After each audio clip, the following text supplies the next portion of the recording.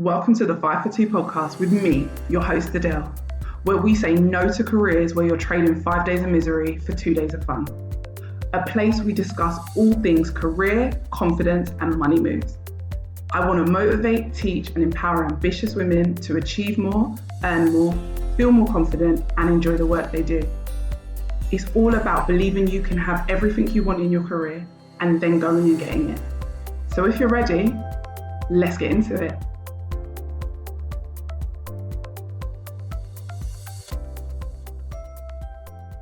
Hey guys, welcome. This week we're doing part 2 of the Let's Get You Paid series. Because let's be honest, in this time with everything that's going on, who couldn't do with some extra cash in their pockets? And in general, that whole saying, money doesn't buy happiness, I call a little bit of BS. And you guys know this already. The reason I say that isn't because I believe that money itself can buy you happiness, but money takes a lot of the stress off of life. Money is helpful in the world that we live in and can make things easier, which in turn makes you happier.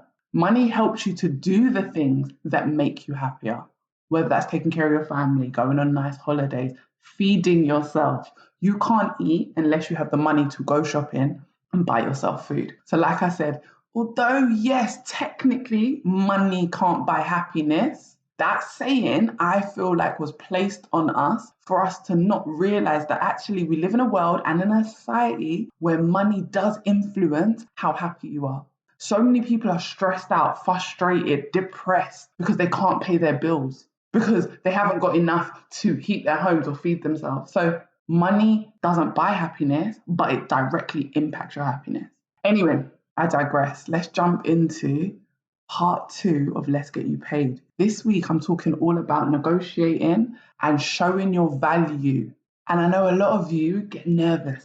I know a lot of my clients do as well. When I talk about let's negotiate, it's like, oh, no, we're not about to do that. No, Adele, we're not about to negotiate. Everyone's nervous, everyone's scared. But what if 5 minutes of being uncomfortable could mean an extra 5, 10, 15, even 20K on top of your current salary?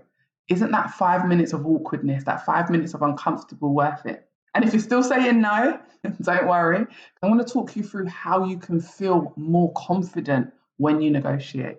Because the truth is, the confidence behind your negotiation is what's going to get you paid more. And you don't have to feel this awkward, nervous feeling. Usually that feeling comes from a place of lack of belief in yourself, lack of belief in your skills. If you don't believe that what you're offering is worth what you're asking for, that's going to create lack of confidence. Also, if you're nervous about, does the company have enough money to pay me? Am I experienced enough? All these things are going to influence how you negotiate. The first thing I want to talk about is knowing your number. Before we even jump into the whole confidence thing, do you know your number? And I don't mean just this made up number that a lot of people just picking out of thin air. Because when you think about the amount that you want to be paid, the amount you deserve to earn, how are you coming to this number? Are you picking a number out of thin air? Are you choosing a number based on what someone else has told you? For instance, your boss has said your skills are worth this and you've just agreed. How are you coming up with your number? Your number should make you feel a little bit scared, but also excited. If your number feels easy, you're not asking for enough. If no one has ever said to you, you're asking for too much, you're not asking for enough. I've been told multiple times, Adele, that's too high, you're asking for too much. With your experience, we wouldn't pay you that much. Okay, thank you, next. Because my job and your job isn't to let other people put what they believe our number is onto us. It's for us to decide what our number is and then go out and find someone who's willing to pay us that number. Now, when I say the number should scare you, I'm not talking about you going out here saying, right, I want to earn £1 million. But if that's the number, hey, you're going to have to figure out how you're going to make the moves to get there. But I always play about and I always say, when people say to me, how much do you want? I'm like, I want £1 million. My old boss, I always used to say to her, she used to be like, oh my gosh, look how much your commission is this month. And I'd be like, it's not £1 million, so it's not enough. I need a pay rise. When are you going to pay me £1 million? And it's a fun number that I'm throwing out there. But I also have a number, a real number that I feel like my skills in recruitment, in management, in leadership, in problem solving, all of that, what my skills are worth. I came up with that number through research. And I don't mean just going online, going on Glassdoor, having a quick look, that's all good, but actually asking people in the industry. Networking, making friends online with people, because I love online networking, especially as an introvert. I prefer the online stuff.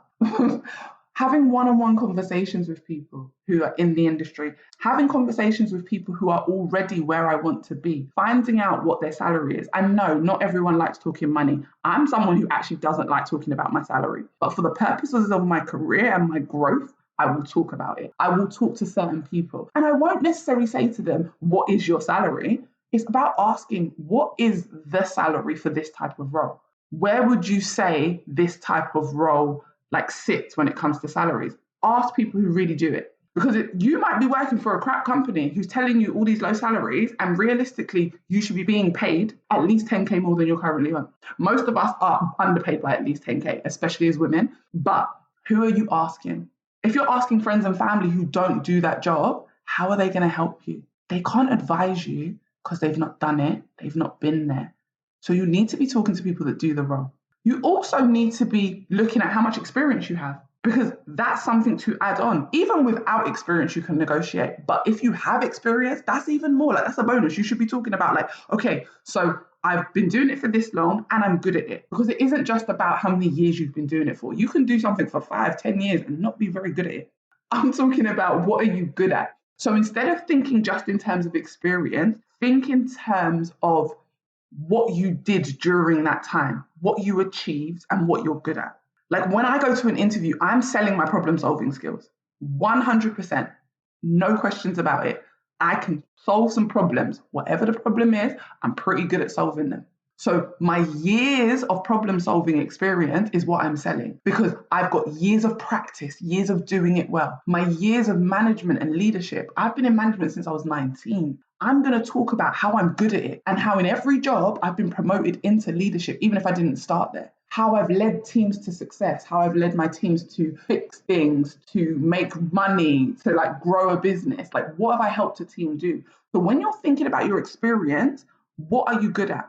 And I don't mean looking at job descriptions and looking for 500 things that you need to be good at. What is 1 or 2 things that you are good at that you feel confident talking about? Because the more confident you feel about the skill that you have, the easier it is to share it. I'm going to be talking about this a lot more in an interview series that I've just decided I'm going to do. Just off the top of my head, I've decided I'm going to do a whole interview series and talking about how you can interview better so that you can get paid more and land better offers. But the first part of that is knowing your skill set so that you can know your number. So like I said, how do we get to our number? We research, we ask people in the industry, we figure out what we're selling. You can't sell all the things. You can't be good at all the things. But there are things that you are really good at, things that come easily to you, that you take for granted. What is your one thing? You guys know I've spoken about this before in another episode, but what is your thing? What are you selling? So add that on. So your years of experience and the thing that you're selling within that experience. So we're not just saying I've got 10 years experience. No. What did you do in those 10 years that makes you good at your job? Right. Practice makes perfect. So you've been doing it for a long time, but what things have you been doing for a long time that make you stand out? We're going to add that on. So we've researched, we've added on our experience and all our best qualities. Now, what's your number? How much should you be getting paid? And whatever it is, I then want you to just add another 5K on, just because. Because when you're negotiating, people are going to negotiate you down. Some companies aren't going to negotiate and they're just going to say, yeah, we really liked you. We'll offer you that amount. But most companies are going to negotiate. So if they're going to negotiate, figure out your number. Recently, I worked with someone and her number, when we did all the work and we worked on her confidence, her number was 115K. She said, that's what I want to get paid. Well, actually, it was 110. So I told her to slap 5K on it. So we're at 115. And guess what? One of her first interviews, they asked her how much she was looking for. She said 115. They tried to negotiate her down to 95. That's a huge jump down. But do you see? Whatever you're saying, companies will try to negotiate with you. They will try to negotiate you down. So at least if you're higher than what you want, hopefully when they negotiate you down, you get to your number. But when you figure out your number and you know your number, I want you to be able to get behind your number. And that's why I'm saying to you, don't go crazy thinking of this big number that you know in your heart you don't believe. But do the research. really look into it and feel into the number that feels good. If that number is 50K, be strong in that number, have conviction in that number, and make a decision that you're going to go for 50K. Do not let anyone talk you out of that 50K. Some companies' maximum salary is another company's minimum. So if you ask and you get a no, then ask someone else. You're just in the wrong place asking the wrong person. It is all about who is willing to pay you that much for your skills. Two people can have the same experience, the same qualifications, and be on wildly different salaries simply because one's decided their number and they refuse to settle for less. The only time we should really be thinking about, and I don't want to call it settling because it's not settling, but considering less is because maybe we're going to only work 3 or 4 days a week, so we're doing way less hours. Maybe we've got amazing benefits. Like I've worked with someone who one of the things she really wanted was medical benefits. She's in the US and they pay for medical care. And she wanted a company that has really good medical benefits and pays for her medical care. If that's important to you, but you want 100K, but say the company offers you 98, but they offer you this amazing medical package, so you're not going to now have to pay for your medical care, maybe you'll consider the 98 because you're saving money elsewhere because they're paying for other things. Maybe you get more annual leave or you negotiate more annual leave. If I'm getting more paid time off, I'm a little bit, and I say a little bit, like I use it very, little bit more flexible with the salary that I'm being offered. I'm getting loads of days off and they're paying me to be off, which is basically like free money. So I'll consider maybe a slightly lower salary. But outside of that, know your number. When you know your number, the way you talk about it is different. The confidence you have in your voice is different. The belief you have is magnetic and it makes the other person believe you too. So I'm going to need you to get behind your number before you even start to negotiate. It's always the first step I tell people to work on. There is no point in learning all these different strategies to negotiate when you're not even believing in the number. You're wavering, you're kind of wobbly when you say your number. I ask you how much and you say to me, 50K, do you think that's okay? No, you shouldn't be saying to me, do I think it's okay? Do you think it's okay? Stop giving away your power. That's another thing. We give away our power to coaches, to friends, to family. We'll decide something and say, yep, 50K. And then one person, just one, will say to us, oh, don't you think that's a bit too much? And we're like, oh, maybe. Okay, maybe I should ask for less. Why did you give that one person so much power? There's like 8 billion people in the world, and you gave one person, whether that was someone you cared about, a family member, a friend. Think about the source. Have they done the job? Or are they coming from their own limiting beliefs where they don't think they can make that much money? So they don't see how you would make that much money. Are they telling you you're too young to be earning that much? Because when they were your age, they didn't earn that much. What they did is not your business. What you're going to do and what you're out to do is all that you need to focus on. So stop giving away your power to anyone, especially when it comes to your money, especially when it comes to your pockets, because you're the one paying your bills, funding your lifestyle. So your opinion counts. What you want matters. So once you've decided your number, you know your number, you're confident about your number. When you show up at interview, how are you communicating why you deserve that number? Even if it's not interview, when you're showing up in your current job, because I'm a big believer, you can get paid a crap load of money where you already are. Like a lot of people will say to you, oh, changing jobs is the best way to get a pay rise. Listen, I got a 5-figure pay rise doing the same job in the same company. Like I didn't change the role, I didn't change hours, but I got a 5-figure pay rise. The reason is because my value went up. What I was able to do went up. And also my market value went up. I did my research. Within the market, people was getting paid 15,000 pounds more than I was on. And probably not even delivering the results I deliver. I can't know that. But what I'm saying is not only was my in the market, just my job itself was already being paid more within the market. On top of that, I knew what I was bringing to the table. I knew what projects I'd recently delivered on, how much revenue I'd recently helped my company make. If you know those things and you're confident in your number, you should be able to go and ask for what it is you deserve. But you need to be able to say why you deserve it. So if you're at a current job right now, the first thing I want you to take out of your vocabulary is saying to your boss, I've been here for years. Oh my gosh, we all do it. I've done it. I am guilty. I am so guilty. So no judgment. I have been that person who's like, oh, I've been here for years, so I should be on more. Listen, being in the building, warming a seat, sitting at your desk, whatever it is you do is not a reason to get paid more. Being in the building is not a reason to get paid more. And when we say to our boss, I've been here for years, that means nothing to them. What have you done in those years that matter?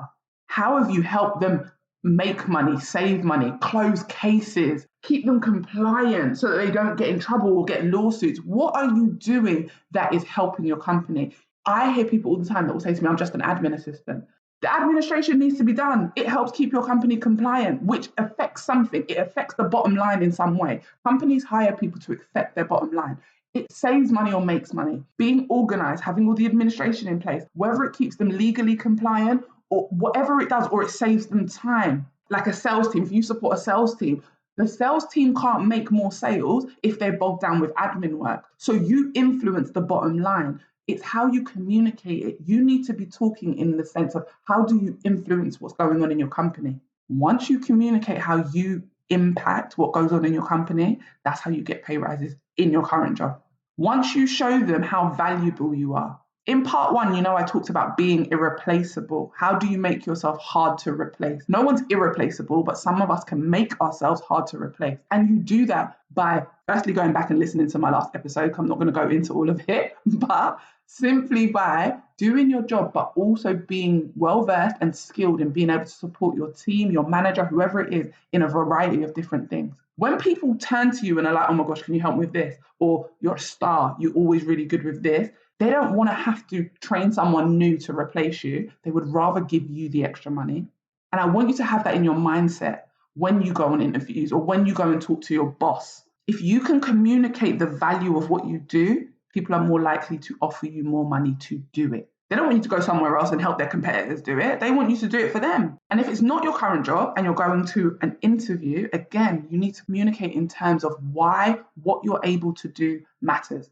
That's something I say to people all the time. People tell me a list of what they can do. I'm organized. I can do administration. I can do recruitment. I'm good at talent sourcing. Okay, but why does that matter? And that's the key. That's the key to showing your value. That's the key to unlocking your value. For you to even understand why your skills are valuable, think about why they matter. Why does it matter that you're good at accounting? Why does it matter that you know how to do VAT? How does that help someone? Once you understand why it matters and how it helps someone, you can start getting paid more money. But when you just communicate in terms of a list, you just tell people what you can do, that's not helpful. Next time you're listing out what you can do, I want just you to hear my voice in your head saying, we don't care. Now tell me why I should care. You listing a list of skills that you have, great, but why should I care? Your job is to tell me why those skills matter and how those skills can benefit my company. If you come for an interview with me, the only thing I know about you is what you're telling me. And that's why we talk about, like in interviews, and I don't want to go off on one because that's why I'm going to have to do a whole thing on interviews. We talk about scenarios and using the STAR method and showing people what you've done in your past. The reason we get you to do that and the reason I coach people on that is because the only impression you make at interview is what you're saying. These people have never worked with you. They don't know what you're capable of. That's also another reason why I think it's easier to get a pay rise where you are, because those people know you and they know what you're capable of.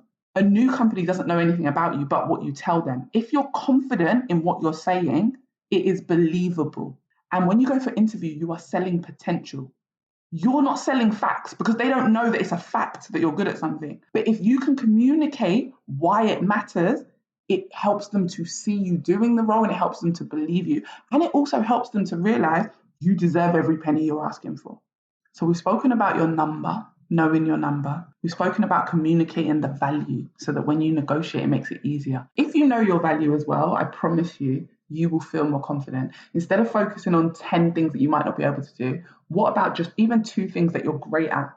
Now go in and use those things to negotiate. Stop trying to negotiate about all the other things. That's not what you can't do is not what you're trying to sell. You're selling everything you can do currently today, right now. Go in and to your next negotiation and talk about that. Talk about why what you can do right now matters. Money has always been important to me for 2 reasons. I like nice shit, simple as that. But more than that, I didn't grow up with much. I grew up in a house where money was something that my parents, my mum, should I say, because she raised me, worried about all the time. My mum was always worried about money, always worried about bills. The only time I ever saw my mum sad, or the only one time I think I saw my mum cry, was because she thought she was going to lose the house, because we have struggled. So money has always meant, for someone like me, money means security. It means safety. Having a lot of money, having money saved, having the ability to take care of myself is really important, because the fear of going back, the fear of my daughter ever having to live through what I lived through is scary to me.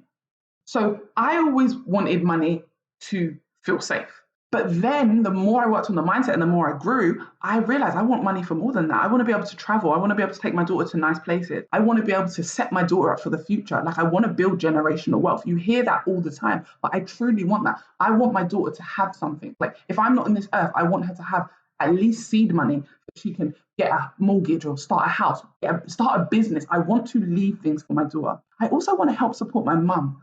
My mum did so much growing up. She had 3, 4 jobs sometimes. I want to be able to support her and help her.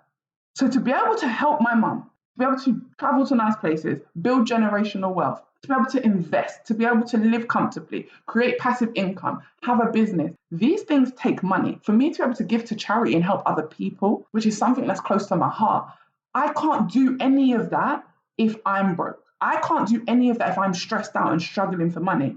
If I'm going to work 30, 40 hours a week, working my ass off, why should I still then be struggling?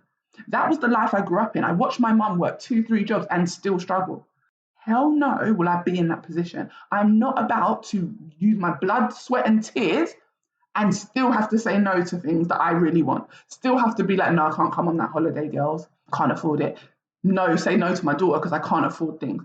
No, I'm going to negotiate, not just to be able to cover my bills. That's another thing I don't want you guys to do. Stop calculating how much your bills cost and saying, right, I need to earn 60K because that will cover my bills. What about emergencies? What about extras? Life isn't about just paying bills. So if your bills alone are bringing you to think that you need about 50, 60K, then actually you need to be earning about 75, 80,000. Because what about the extra stuff? What about unexpected bills?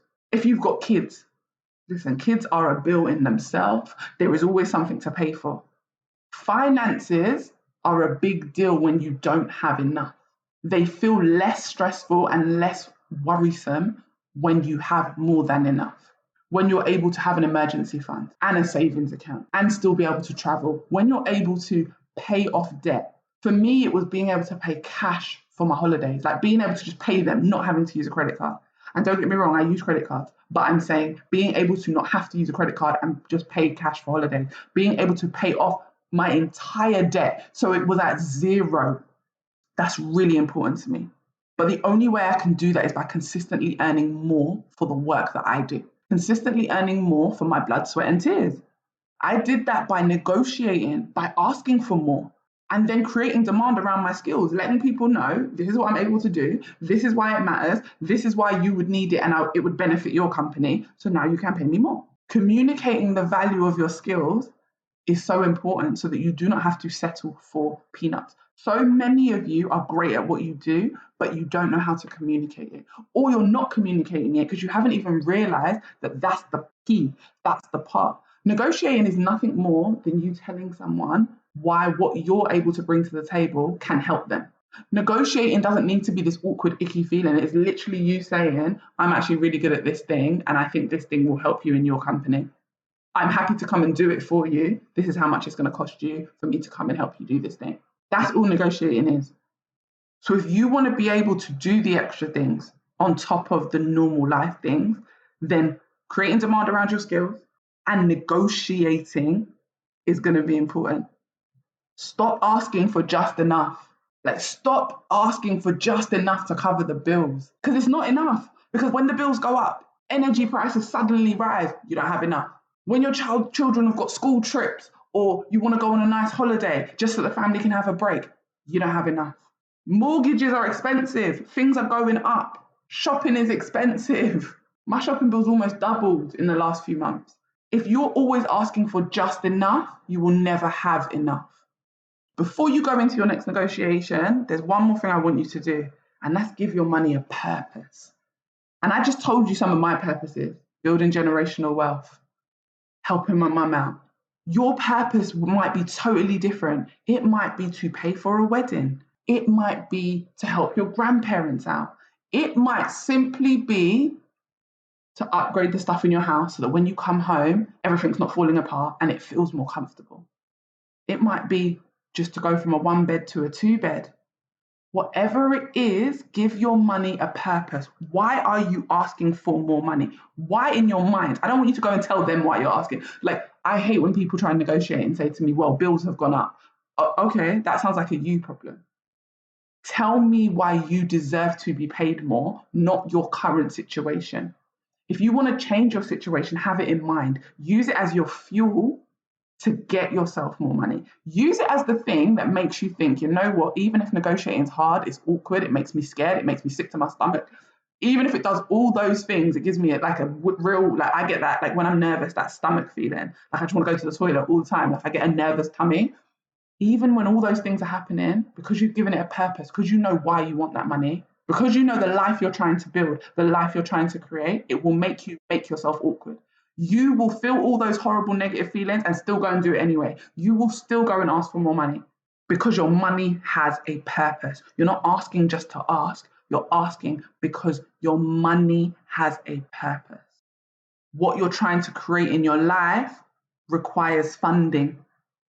If your only source of funding is your 9 to 5 and you're not willing to negotiate, how are you going to create the life you want?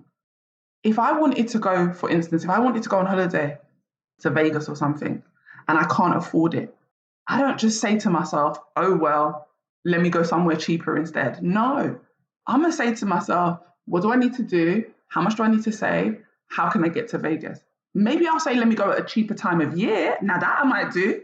But I'm thinking about how I can get to places. Your money should be the same. If you're going somewhere and they won't offer you what you deserve or what you're asking for, if you're currently at a job and you've asked and you've been told you're going to get a pay rise, but they keep on putting it off, or they keep telling you no, but they don't tell you why. They don't give you goalposts. Like they should be saying to you, no, not right now, but if you start doing X, Y, Z, then you can get a pay rise.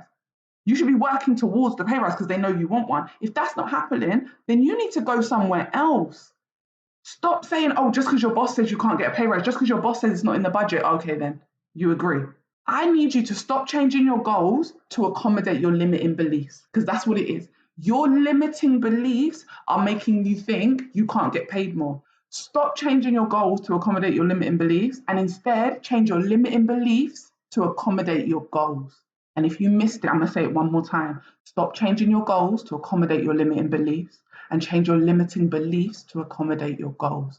Instead of you thinking, I can't get paid more, I don't have enough experience, switch up your limiting beliefs. I'm really good at X, Y, Z, and I'm going to go to another company who will pay me that. And if it means I have to go to 6 interviews till I find the company that's going to pay me what I deserve, that's what I'm going to do. Not I'm going to settle for less because it feels a little bit uncomfortable, it's a little bit hard for me to get what I deserve. The life you want is waiting for you to step up and change your limiting beliefs. Start seeing all the best qualities you have. Start communicating those qualities like a boss. Communication is key, guys. Once you get the confidence, the next thing you need to be able to do is communicate with that confidence. Tell people what it is that you do. Are you just an admin assistant? Or have you streamlined the online system within your company to support a 20-person sales team? Communication is key, guys. Changing how you see yourself is key. Having a number, getting behind it and sticking to it is key. There are people honestly doubling their salary, even tripling their salary, not by getting another qualification, not by going and getting 10 more years of experience, but just by communicating what they have differently because they believe in themselves differently and they believe that there are actually people out there willing to pay for their skill set. And instead of sitting around waiting for the offers to come in, they go and find them. Applying to the job that pays more is important. You won't even have to negotiate as much if you start applying to jobs that pay more. A lot of you are negotiating with people that just can't afford you, and that's the simple fact. A lot of you are in places that can't afford you and you need to just move. A lot of you are trying to argue with companies that are never going to pay you your worth. I worked for a company once who offered me a promotion with a 2K pay rise.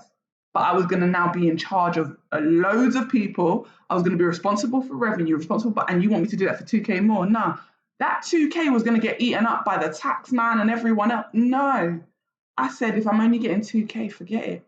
And I only wanted like 6K more. Like now when I think about it, I should have been asking for way more. But I only wanted 6K more. They gave me 2K. I said, nah, don't worry about it. They had to negotiate for me to take that role. I've left jobs before where I was asking for more money and they kept saying to me, you don't have enough experience yet. You need a bit more experience. We want to see more of this and this and this. I was already doing all the things that they were saying they wanted to see more of. They were giving me the responsibility. I was the assistant manager, but the manager left. And for 6 months, I was managing the whole thing. But you don't want to pay me more. The minute I said I was leaving, suddenly they had more than enough money to offer me the money I'd been asking for. Some companies are just not willing to pay you what you deserve, but they're willing to take advantage of you. If you are going to go to work anyway, make it worth your while. Get a return on investment. Yes, you should enjoy what you're doing, but you don't have to choose between enjoyment and money. Enjoy what you do and get paid really well to do it. Find a career that works for you and pays you for the life you're trying to build. That amount is different for all of us. I work with women who are trying to earn 25K, 40K, 50K, 100K. The amount is different for all of us. The number is different for all of us. Figure out your number, get behind your number, and then go and ask for it. You deserve every penny that you want, but it's your responsibility to go and ask for it. It's your responsibility to negotiate. If you ask for 50 and they say to you, oh, 45, I'm going to need you to negotiate and tell them why 50 is the lowest. 50 is the number. Because if you hire me, I'm going to be able to insert the skills you're going to use to make them money or save them money. Be very clear on how you're going to help them and why them paying you that amount is worth it, why it's beneficial to them. My last negotiation, one of the things I said was, I'm going to increase revenue within the next 6 months. I did it within 2. But I was confident that the way I am, my skill set, having a team, I told them what I needed to increase that revenue. I said, I need a new team member and I'm going to increase the revenue by this much or this much percentage. I know I'm going to increase revenue. I actually didn't put a figure. I just said, I'm going to increase the revenue within the next 6 months. And I did that. I doubled the revenue within 6 months. I was worth every penny I was asking for, if not more. But I asked for it before I did the thing because I knew I could do the thing. I committed, and that's all you've got to do. Sell potential, commit to it. If 6 months went past and I hadn't achieved it, oh well, for 6 months I got paid the higher salary.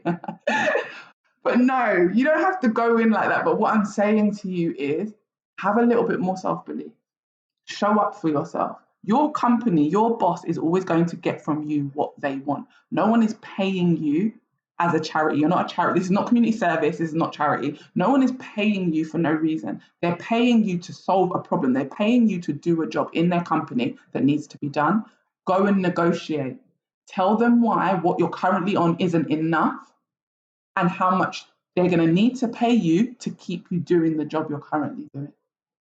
If negotiating is something you struggle with and you ever need support, don't forget I have a whole masterclass, Project Paid, where you can go and learn and feel better about yourself and feel better about negotiating. Guys, negotiation is key. Let's not shy away from it. But before you negotiate, let's do a little bit of inner work. Let's get the confidence. Let's figure out what we're selling in the first place before we negotiate.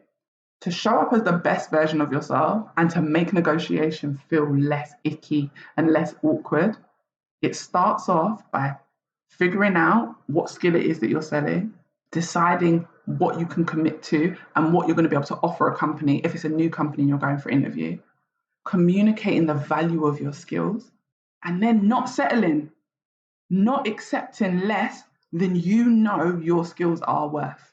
So everyone who's currently interviewing, everyone who's about to go into negotiation, whatever it is you're about to ask, put 5K on, because I can almost guarantee you're probably 10K lower than you should be asking for. Whack 5K on it. And if you get a no and that doesn't work for you, go somewhere else. I'm never telling you to leave a job till you have another one lined up. But if you are not getting what you want, but you are putting the work in, blood, sweat, tears, doing what you need to do, showing up for work every day, working hard, and you're still stressed out because you can't pay nursery fees and you are financially struggling and your mortgage is high and you haven't taken a holiday in years because shit is hard out here, I want you to change your perspective. I want you to go somewhere, find someone who is willing to pay you your worth because it's more than you're currently on. Anyway, that is the end of part 2.